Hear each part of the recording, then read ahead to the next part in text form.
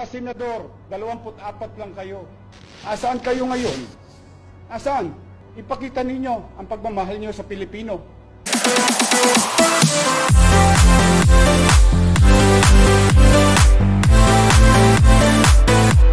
Mga senador, 24 lang kayo.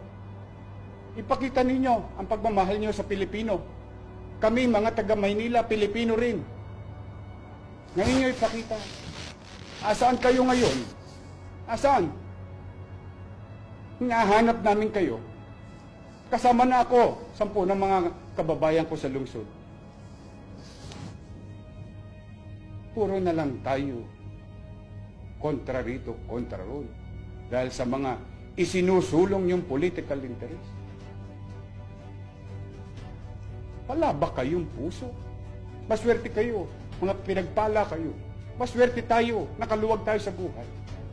Paano yung naghihikahos bago pa mangyari ang krisis na ito? At lalong naghihikahos sa kasalukuyang krisis na ito. Hindi tayo magkakaunawaan sa salitaan. Hindi tayo magkakaunawaan sa mga political ideologies. Dahil magkakalaban tayo sa politika. Pero kaya tayo naglalaban-laban sa politika upang mamuno sa kaniya-kaniya nating nasasakupan. Ngayon nyo ipakita ang pamumuno ninyo at pagmamahal nyo sa kapwa. Araw-araw na lang. Araw-araw na lang. Huwag kayong maghanap na ng butas. Hindi bawat salita ng kasalukuyang leader ay binibigyan natin ng halaga o ibang kahulugan. Hinihikayat ko kayo, total magagaling kayo. O, i-donate nyo lahat ang sweldo ninyo. Lahat ng kakayanan ninyo, ngayon nyo ipakita sa tulong sa tao. Pwede ba akong makisuyo bilang ama ng lungsod ng Maynila na kapitolyo ng bansa? Pwede ba kayong makinig muna? Alam ko wala ako sa poder na pagsabihan kayo.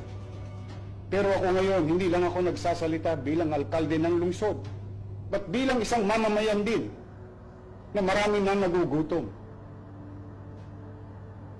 Huwag na natin sisihin kung sino ang mali. Wala pong tama sa sitwasyon na ito.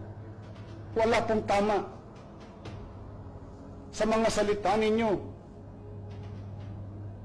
Nagbabago ang ugali ng tao. Huwag ko tayong pagagamit sa mga ilang panawagan dyan, ilang sisihan dyan, ng mga politiko, kapwa politiko. Huwag po. Walang maitutulong sa inyo ang mga politika ng politiko laban sa COVID-19. Ang kalaban, COVID-19. Ang mananalo lang sa mga away ng politiko ay kapwa politiko. Palitan man natin ang liderato, wala pa rin makapagbibigay ng takda at tamang solusyon sa ating kinakaharap. Maghunos daily po tayo. Paulit-ulit ko pong sinasabi. Si COVID-19.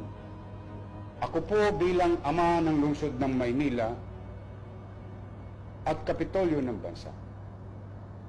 Sa maliit kong kaparaanan, magamit ko man lamang ito. Ako'y nananawagan sa mga liderato sa national government.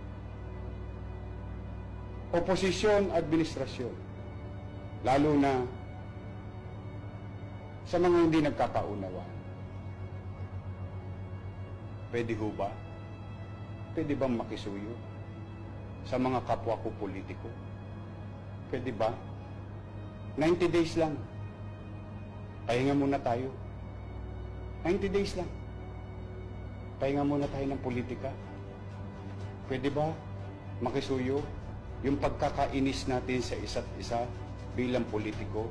Pwede ba 90 days lang? Ibuhos natin lahat ng resources natin. Administrasyon, oposisyon, may kiling sa kaliwa, may kiling sa kanan. Pwede ho ba? bilang ama ng lungsod ng Maynila na bahagi ng ating bansa. Ako po nagsusumaamo sa inyo, mga senador, congressman, lahat kaming mga politiko. Nagsusumaamo ako sa inyo. Kukunin niyo ang pagkakataon ng kahinaan ng mga leader ngayon sapagkat kung kayo rin naman ng mga leader ngayon, wala rin kayong alam ninyo sa inyong konsensya, alam ninyo sa inyong puso na wala rin kayong magagawa. Kaya siguro mga kababayan, kayong mga nanonood, hinihikayat ko kayo, manawagan kayo sa mga taong gobyerno na itigil na ang away politika. Itigil natin. Once and for all. Once and for all.